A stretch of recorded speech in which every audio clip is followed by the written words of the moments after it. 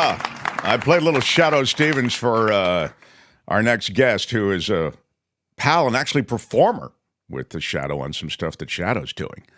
But how about it for the brilliant voice actor and comedian Josh Robert Thompson, everyone. Yeah. Shadow Stevens. Hey, everybody. We got Shadow Stevens. You hear Shadow Stevens? Wow. Yeah. What's going on, Mark T?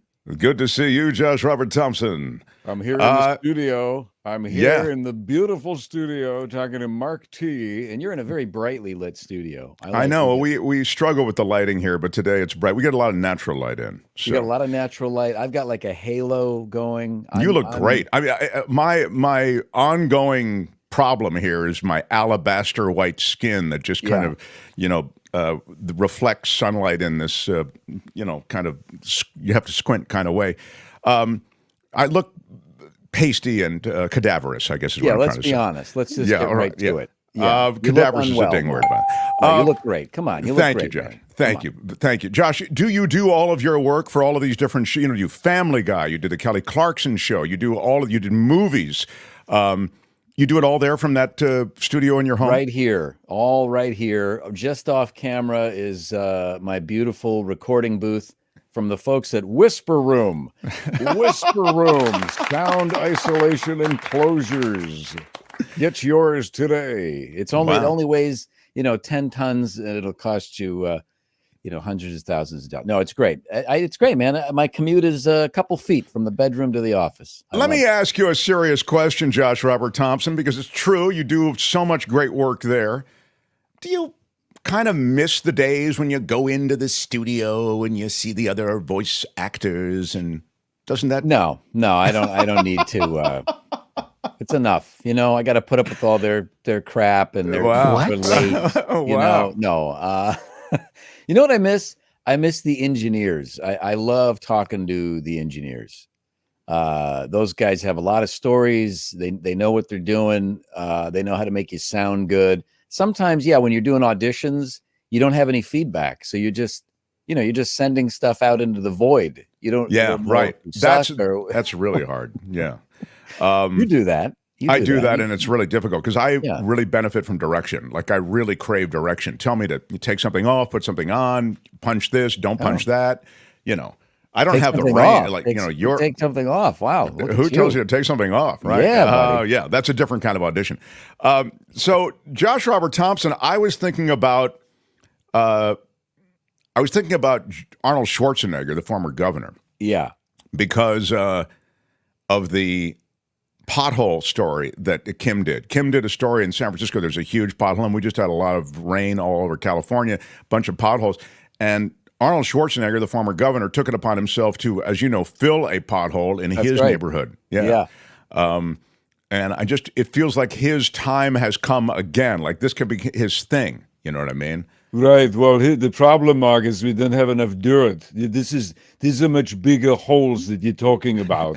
And if you want to fill a bigger hole, as you know, you're going to need a lot of dirt. And we don't have, right now in California, we have a dirt crisis. We are actually low on dirt. So we have a real problem here, Mark. If I were governor of California, I would ship in all the dirt. And but we didn't have dirt. So we need to get the dirt now. I want to bring in the dirt, soil in 2025. Oh. Thank you. That impression, and I think that impression was the gateway to so much, actually. Didn't you call into a radio show with that impression? That's how that started. It was the gateway. Did you know that made me think of Ontario, the city of Ontario here in California? Their slogan at one time was the gateway to California, which is just because they wanted you to fly into their airport. I see. Okay, because it's odd for a city in California eventually to say you'll get gateway. to LA it's the gateway. Yeah, it's the a-hole of California. Yes, that's true. It was the Howard Stern show and all the pranks that I did. It seems like so long ago now, but the Fox and Friends. Joe that's Scarborough. right. You called Fox and Friends as Schwarzenegger. Yeah, and actually, Tim Conway Jr., man, was the guy that also had me on his show back in the day a bunch of times doing Arnold. Listening only. I honestly thought you had Arnold on, says Angel in the Bay Area. Walter says the same thing. I thought that really was Arnold. A lot of people just listen to the show because there's not a lot. Thank you, Walter. I appreciate it. And listen, let me tell you, Walter, we're going to be there. And who is that? Angela, whatever. It doesn't matter. The point is, yes, Angel. Sorry, Angel. Just put an A at the end, and then you're a woman. This is what you can do now. It's fantastic. It doesn't matter. I accept all of you. Get a pile of dirt. Anybody out there that has dirt in the backyard or wherever you keep dirt, save it and make sure that you keep it ready. Because you know how they have the earthquake preparedness kit. You need a giant hole preparedness kit. That's what you need. Just dirt. What is the deal? You did an impression of. And this is a go-to impression for you because it's just so brilliant. Yeah. Of Morgan Freeman. Morgan Freeman. That's right. And Morgan Freeman, that voice is the voice you use as the Kelly Clarkson show goes on, right? Aren't you the voice of that show? I sure do, yeah. Sometimes Kelly Clarkson will have, she plays games. She has game show segments. And she'll say, Lord, are you there? She likes to have the voice of God. Yeah, I call it the voice of God. It's very confusing, I think, for some contestants when she says, Lord, are you there? And then a beam of light comes from the ceiling and the choir sting. Is that the way they bring you on for real? Yeah, that's great. We talked about this is a word from the Lord, and he's not happy. Yeah, okay, well. I said, wow. That folks, I want to be clear, that was not me. We actually talked about it. I said, I think we need some kind of visual element because the contestants are very confused when you say, Lord, are you there? And then this disembodied voice just says, yeah, Kelly, I'm right here. How you doing? And there's no real buildup to it. I've been doing that for, I think it's 4 seasons now or something. They're doing great over there. They moved the show to New York, and I can still do it right here from the booth. How great is that? How great is that? Not bad. Not bad at all. And then you took that Morgan impression, and this I didn't know. I was watching that movie with, was it Kristen Wiig? Yeah. What was it called again? Barb and Star Go to Vista Del Mar. Okay, Barb and Star Go to Vista Del Mar. And it's actually a good movie. I thought, this is going to just be an SNL sketch that's too long. But it's not. It's actually really good. It's a fun movie. But out of nowhere comes this lobster on the beach that is, or crab, I forget which. That's right, yeah. Speaking like Morgan Freeman. Yeah, Morgan, and I think his name is Morgan Freeman or something for legal reasons. But Josh, the director, is also named Josh Greenbaum, a tremendous director. He just did a documentary with Will Ferrell that's just making waves right now. I think Will Ferrell's close friend transitioned. And it's a road trip that they take together to try to understand one another. Josh is an incredible filmmaker. He also did the documentary on the Dana Carvey show, the really great documentary about the short-lived Dana Carvey show. And so I had a chance to work with Josh, and he was so generous because he was directing scenes for Barb and Star. He was on set, so he wasn't at the studio. He was with Will Ferrell and maybe Kristen Wiig or something. And he said, look, you got this. Just do it in a casual conversational way. I got to go, but you'll be fine. So he just let me do it. And that was very kind of him. It was so perfect. God, that was great. And for me, it was just a thrill. It was such a kick to have you come on. And I had a scene with Kristen Wiig. I can say I had a scene technically with Kristen Wiig. Technically. Oh, someone said, yeah, it's Thompson and Thompson. It's Thompson and Thompson in the morning. Mark Thompson show. Jerry Johnson said. Jerry Johnson. It's Johnson, Thompson, and Thompson. Thompson, and Thompson. TJT. Yeah. In the morning. Yeah. The Morgan thing is so great because his narration can be put over even the most mundane things, which you've done. And it just becomes funny and weird. It's just, Oh, I get requests all the time. I just talked to somebody. They have a company. I can't say the name of the company, but they want to do like an in-house presentation. it's very mundane, just kind of electronic stuff, and they want to add some gravitas to it. So I got hired to, Morgan Freeman talks about calipers or calibrators or something, one of the finest ever made with titanium steel, I mean, hey, I'll do it. Discount Morgan Freeman, I'll take it. Now, Morgan does so many commercial voiceovers, Julie says, but actually when Morgan Freeman's not available, you've been called in to replace certain dialogue and pieces of stuff that he's done, even on commercials. True. Yeah, in the past, I have done ADR, what is known as automated dialogue replacement. That's where if somebody screws up or says a dirty word, I'll come in and I'll change it. And Morgan is now I think he's 85 years old now, so the voice has changed quite a bit. It's a little thinner. Interesting. Maybe, I'm just guessing, this is conjecture, Mark, maybe some denture flap. Because if you hear Morgan Freeman now, he sounds like this, and it's a different type of sound. Wow. So this is actually current Morgan Freeman. There's a lot of work. The mouth is really working to enunciate everything properly. Wow. So I come in and I make him sound like this. Hey, it's me. I'm back. It's the real Morgan Freeman. I'm the one.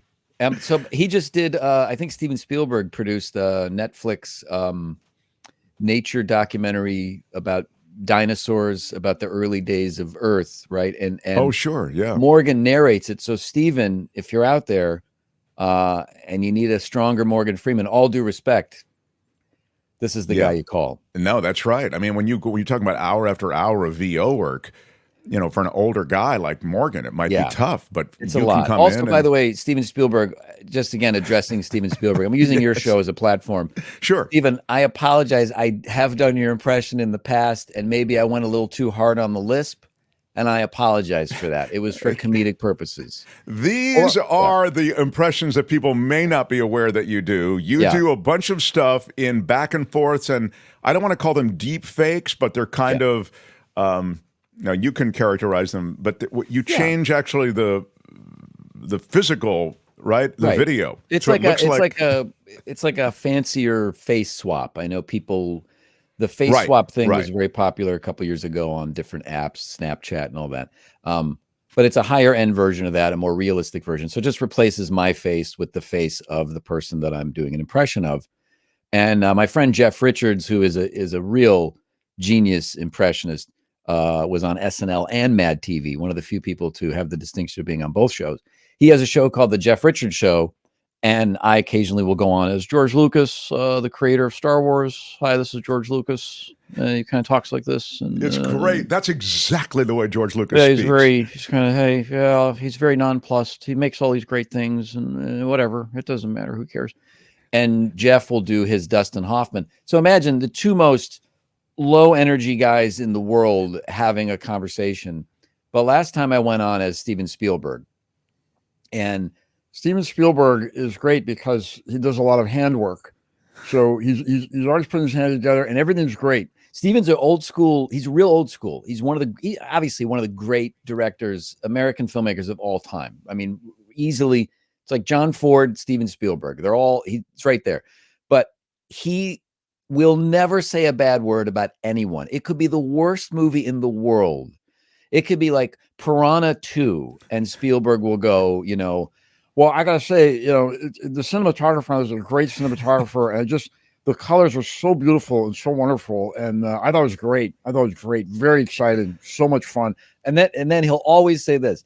Honestly, after I saw it, I wish I had made that movie. I was actually jealous. I wish I had made that movie. It's a great movie. It is. Katie, can you come in here, Katie? This is so true. For those who don't know, I mean, if you go on this sort of cinema run down the rabbit hole on YouTube or whatever, and you listen to Spielberg, what Josh is talking about is absolutely true. He's loath to say anything that's even in the least bit critical of anything else. Like I know he was producer of the new Indiana Jones. I was not a big fan of that movie, but Spielberg said something like, well, we screened the movie, and I was sitting there with the director, James Mangold, and after the screening, they always say that after the screening, I turned to everybody and I said, boy, gee, I didn't think anybody else knew how to make these pictures except for me. I guess I was wrong. Well, maybe. What about Family Guy? For you, Family Guy had to be giant. I mean, you're the voice of Donald Trump on Family Guy. I did one episode. It was so great. Such a great episode. So much fun. I love Mark T. He's such a great guy. One of the best shows I've ever been on. By the way, Family Guy, 25th anniversary this year. They are celebrating their 25th anniversary. And I have been a part of the show for 14 years, I think. Wow. So, I didn't realize. That's insane. So it's kind of amazing to be a part of that legacy. And what I love about that show is, because this is the thing, Mark, after all this talk about voices, I do not consider myself to be an impressionist. I just don't look at myself that way, right? Like, I'm never going to have a Rich Little style Vegas show. Sure. Where I'm like, I wonder what President Nixon would say if he was ordering tacos. Like, that's not, right. And there's a place for that. And we all grew up with that. And I love Rich Little. But what I do like about Family Guy is the comedic aspect of it. And it's not so much about the voices, it's about the comedic timing. And there's a great level of respect there with the producers and the creators of the show. And I just love that they call on me and have for a number of years to do all these things. So it's more about like just the comedy aspect, even more than the voices for me. Well, you're, people who know your work know this to be true. And I think they'll know it to be true even more in the years to come. But you're an artist. I mean, you really are an artist. And I'm not, overusing that. I mean, you have a sense of the complete thing, not just hitting the voice right, but the complete artistic project. Yeah. Yeah, I think and we were talking about AI earlier. I think to me, it's never been about getting the voice exactly correct. I think that became a thing with the internet and YouTube, where it's like, oh, if you don't sound exactly like the person, it's no good. And I disagree. When I started doing Schwarzenegger way back in the day, if I listen back, it's not the greatest. But it's because it's conversational. It's because you could have a chat with Arnold and really have it seem real, seem like it's grounded in reality. I think that's the bigger important key, and improv as well. I love that. So true. Somebody, I really got to wrap up here, but somebody There's a lot going on. Mark's got a lot going on. How long does it take him to master a new voice? Liz asks. I mean, that's a good question, Liz. It's again because I don't really sit like in this chamber. I don't sit and for hours and work on it, workshop it. I don't whip myself with a cat of nine tails, and I just sometimes it just comes to you. It happens in different ways for different voices. I've been working on a Mel Gibson. Well, hear me out, everybody. Hear me out. No, for the Howard Stern show. I've been back doing the Stern show here and there. Sure. And they asked if I could do Mel Gibson, and I said, I'll see what I can do. And I learned how to do the conversational conspiracy theory, older, quiet Mel Gibson, which is much more interesting than like the yelling Mel Gibson. So, everything with him is like, oh gosh, golly, gee, yeah, this, I tell you, these Hollywood people, they're, oh yeah, oh gosh, yeah, they're all over the place. Yeah, you got to watch out. I mean, they're puppets. It's all part of the. Oh yeah, I was on a rooftop once with Christopher Walken, and the guy floated. The guy just floated out of there. So that is really good. That's the kind of appeals to me. You could have a whole conversation with that. Yeah. Can he do George Santos? We're not playing requests, everybody. So, hey, Mark, it's George Santos here. Yeah. Is Josh going to be doing more stand-ups with Craig Ferguson? Asked Kelly. No, I mean, I would love to. Yeah, it's been a while. Touring or something with yeah, maybe. Not as the opener, though. I'm glad you didn't ask if I was going to open for Craig. Yeah, thank you. Can we let that go? Do you have your website or anything I can plug here on the way out? Yeah, just go to jrtshow.com. Yeah, but can you say it as Schwarzenegger or one of those other characters? I mean, come on. Where's your, leave me, stick the landing, damn it. If you want to find out more about one of the most important figures of our time, with 3 names, 5'9", but he seems taller, then just go to jrtshow.com because he finally bought the domain jrtshow.com. Josh Robert Thompson. What? What's his name? Who cares? There you go. I adore you, Josh. Love there you, it buddy. is. We have it up for everybody. All the best, man. I look Thanks, forward pal. to seeing you soon. And thanks a for lot. having me on, buddy. All right. Josh Robert Thompson, everybody. Hi, it's Mark, and I thought that was great. Hit the notification bell. You'll know whenever there's a new video being dropped, and please subscribe to our channel to help us save the universe.